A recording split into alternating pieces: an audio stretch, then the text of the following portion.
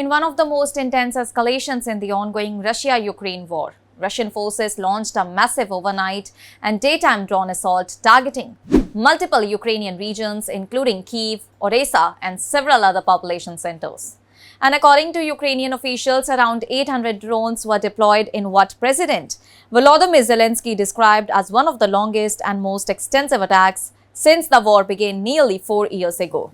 The assault lasted for hours, beginning in mid-morning and continuing into the late afternoon, overwhelming air defense systems and forcing continuous interceptions across the country. Zelensky reported that at least 6 people were killed and dozens more were injured, including children, as drone strikes and debris caused widespread damage.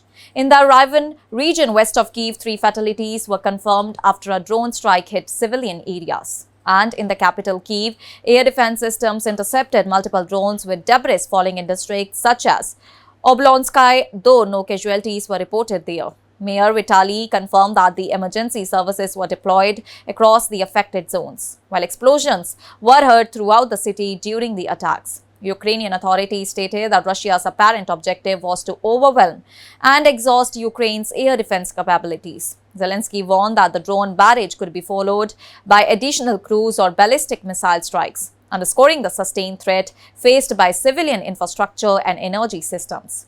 He also highlighted that attacks were not limited to Kyiv but extended across approximately 20 regions, reflecting a coordinated nationwide operation, and the intensity of the assault also had regional diplomatic repercussions. Hungarian Prime Minister Peter condemned the strikes near Hungary's border and announced that the Russian ambassador had been summoned, marking a notable shift in tone that is compared to previous Hungarian policy under Viktor. Ukrainian officials welcomed international expressions of support as the country continued to appeal for sustained global attention to the conflict. Meanwhile, broader geopolitical discussions about the war's possible end continued in parallel with the escalation.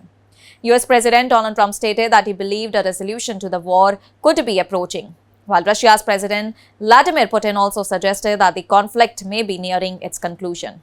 However, neither provided concrete details or a framework for peace, and diplomatic negotiations remained stalled over core issues such as territorial control and security guarantees. Russia's Kremlin spokesperson reiterated that Moscow's conditions remain unchanged, demanding Ukrainian withdrawal from annexed regions including Donetsk, Luhansk, and several others before any ceasefire agreement. And Ukraine, however, continues to reject all these terms and insist on restoring its territorial integrity. And despite ongoing attacks, Ukrainian officials argue that the military balance has begun to shift in some areas, with domestic drone and missile capabilities allowing strikes on Russian infrastructure.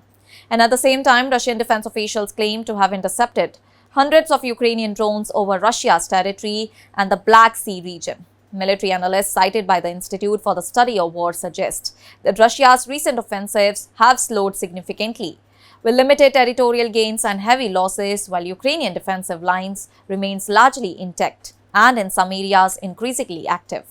And as the war enters another critical phase, both the sides continue to intensify aerial and long-range operations, while diplomatic uncertainty persists and the humanitarian toll rises. That's all for now. Stay tuned to the Savera for more updates. Do like, comment, and subscribe to the channel.